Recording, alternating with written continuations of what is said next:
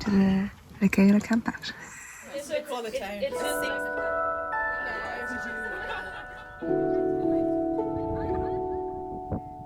Michaela, an Irish phrase that can be translated as the feeling of being together.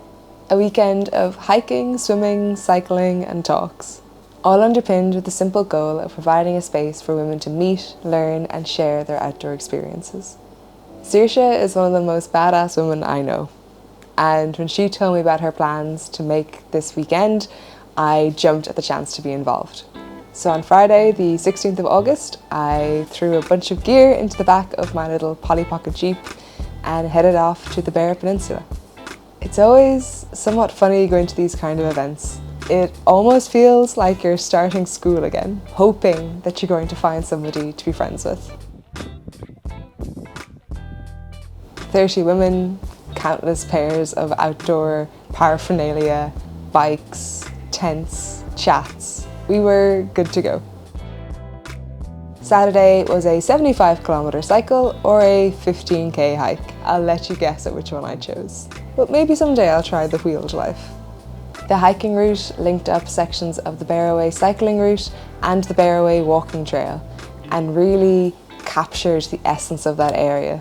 The remote and wildness of the mountains, the rugged coastline and the amazing history. That evening I gathered with this amazing group of women that were fast becoming friends and got to talk about my adventures in the outdoors. Our little panel was made up of myself, Cleo, a badass bike packer, and Kira, who has redefined adventure for her and her son in the best way. I'm including pieces of the talk we gave that night, as I so rarely get to record these moments. But most of it will remain with the women who were there, fueled by their fantastic questions that carried the conversation further. The idea of these talks was to be able to listen to different women that have different experiences, have different interests, because that's adventure. Adventure can be experienced in many different disciplines and it often changes over our lives, what our interests are and what our circumstances allow us to do as well.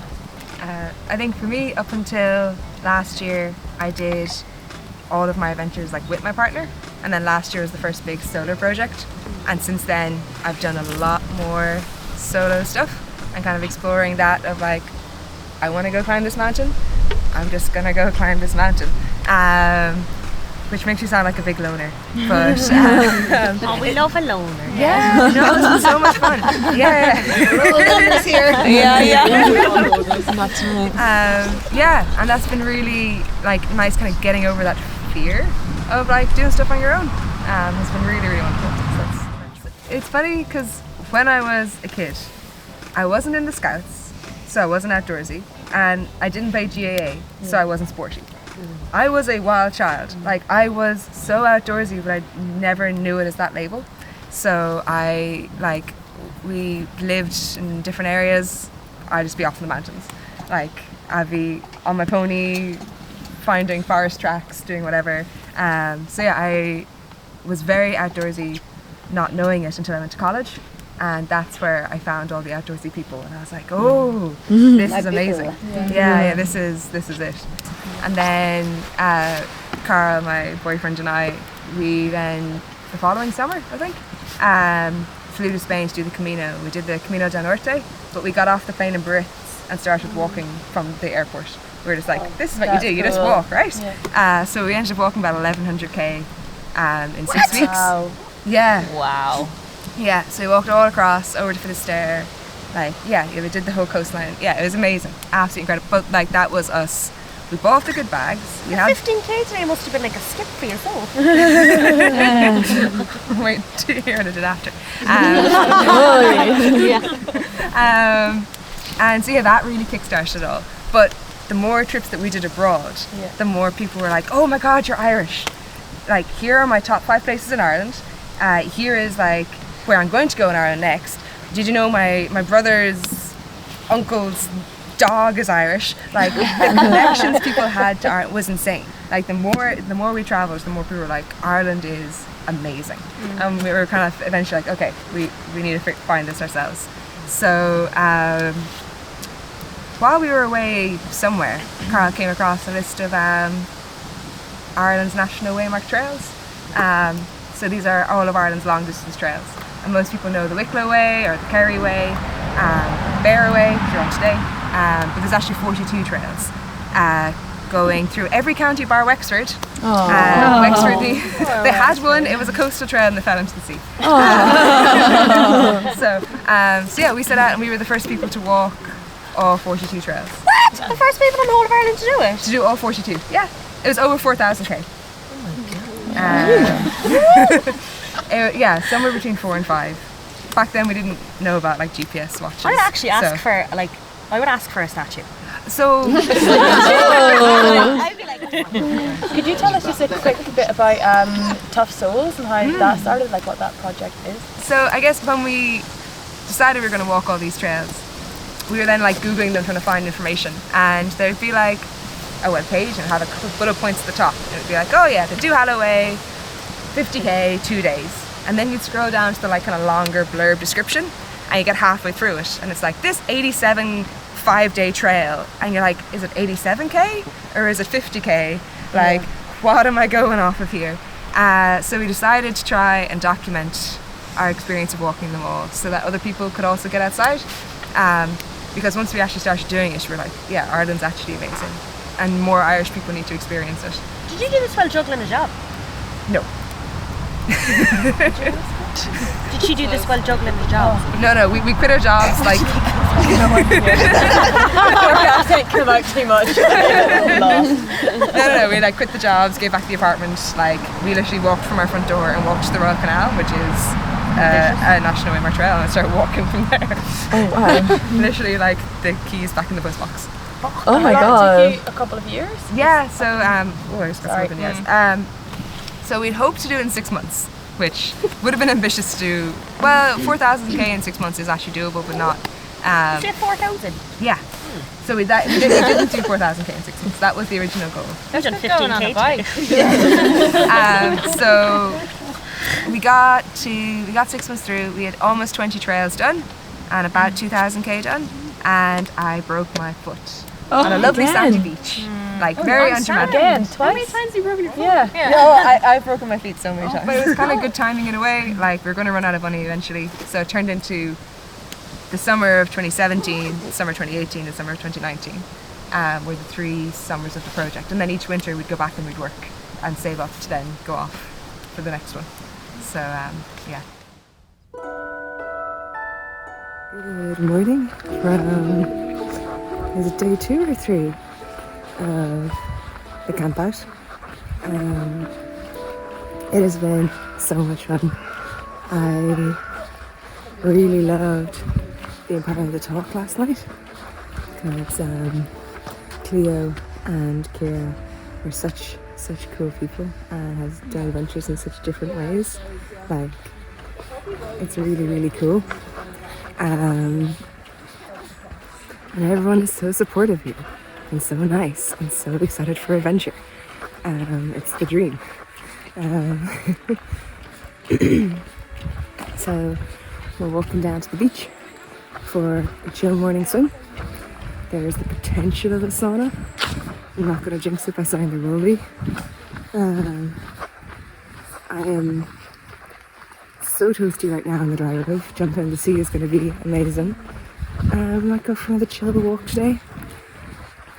And then let's have lunch and head home. Friday both feels like so long ago, but I also can't believe it's over. Yeah, really good fun.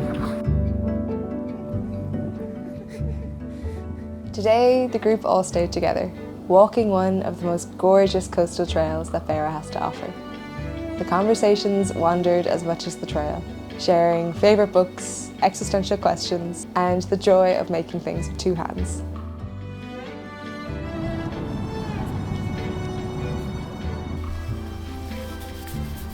Okay, let's see what I look like. So during the talks last night, one of the last questions that Saoirse asked us was this idea of adventuring solo or adventuring with groups, or like, yeah, the kind of the solo adventure versus the group adventure. what are the benefits, or why would you do one over the other, or like what's the mindset difference? And I thought it was a really cool question because it really applied to how wonderful an experience the weekend so far had been, because I love the solo adventure to kind of find your own limits and to really understand how much you can do yourself and how you can take care of yourself, and just kind of that you're just really a tiny ant on a giant planet. I feel like it grounds you. But then group adventure, there's just something about the outdoors, whether it be a hike or whatever other outdoor sport is your sport. Like, you can start a weekend like this one, or a hike or a Camino or whatever, knowing nobody, and within 4 hours, within 2 days, like within no time at all, you feel like you've known these people for so much longer. You've had conversations that you would never have with a stranger normally. Just the richness and the depth of connection that I think being outdoors facilitates is completely different. It's so strange. Like, I feel like I've made some friends there that I have known longer than just the weekend, and hopefully some of them feel that way about me. But it's not just something that I get from weekends like that. Like, I've experienced it in other situations and other walks and other ways. Which is just, it was just a really nice question to kind of reflect on, like how a different adventure can speak to you in different ways.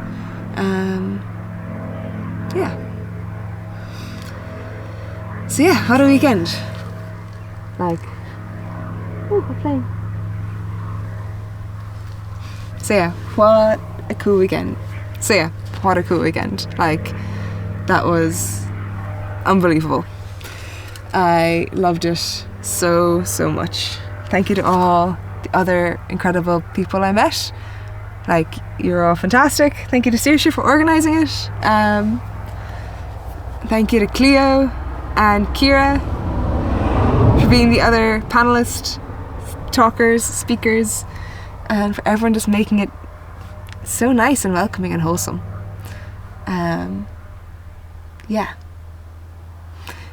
I'm a couple of hours into the drive, 3 and a bit hours left to go until I'm home. But Bear is just magical. I'll take any excuse to go down there again. Okay, until next time.